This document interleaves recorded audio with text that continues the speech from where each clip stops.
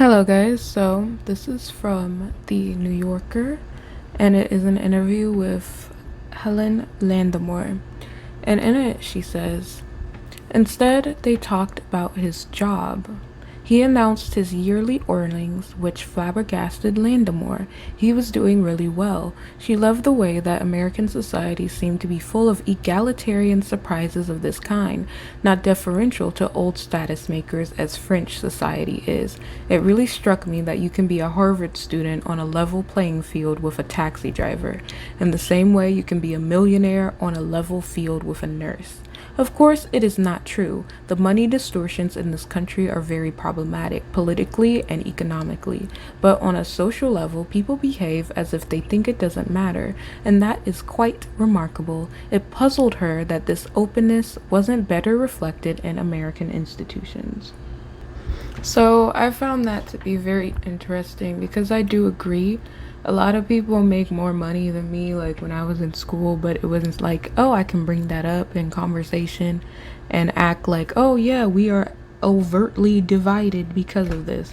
Like, yeah, rich people will separate themselves from poor people, but it's not so in your face. And socially, we work together without mentioning it. Like if I make a lot less money than someone and I'm struggling, I just don't mention it to that person and I act like, oh, you're just a person, we're friends, whatever. I'm gonna be hospitable and not bring it up. You could have no money to eat food today. You could be eating only cereal for weeks and you don't tell anyone about it. And you could be with a rich person who has full course meals and we just talk like it's nothing. And we'll talk about the weather, we'll talk about what was on TV, and act like, yeah, we're the same. It's so weird. So I wanted to read you guys Lucy E. Parsons, Our Class Interests Are Identical.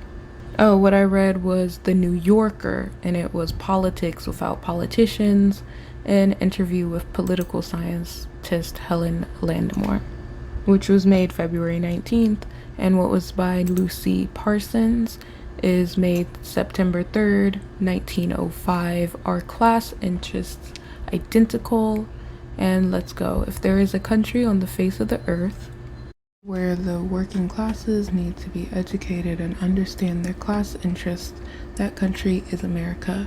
The wage earners are taught that in this country where every man's son may aspire to become president of the United States, there can be no classes. Large masses accept this kind of jollying without question. Thousands of them do really believe we have no classes here, because one man in 13 or 14 million men is elected instead of being born to rule. Instead of being born to rule, they accept this as indisputable evidence of universal liberty.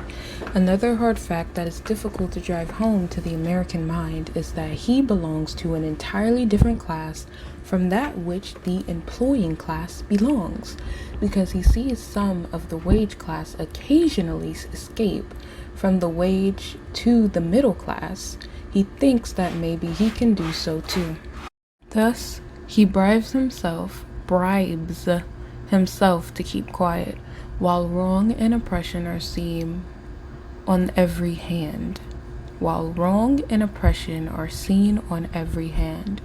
If he joins his union, it is as sort of temporary makeshift or convenience, as he expects to become a businessman or learn a profession, or his son will be a professional or businessman, or his daughter will marry a rich man, or something of the kind will happen.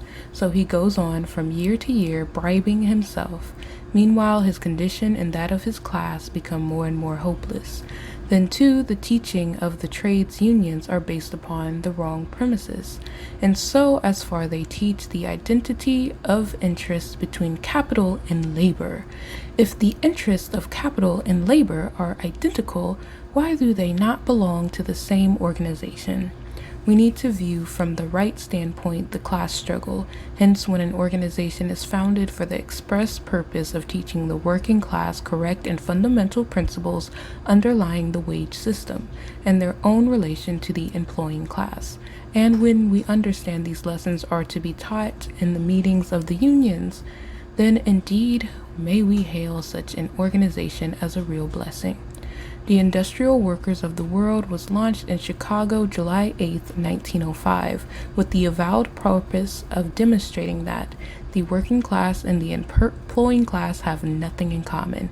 There can be no peace so as long as hunger and want are found among the millions of working people, and the few who make up the employing class have all the good things of life. So working people cannot just have nothing while the employers have everything. And that is it. And this was a little short reading of the Our Class Interests Are Identical by Lucy E. Parsons, September 3rd, 1905. Made September 3rd, 1905.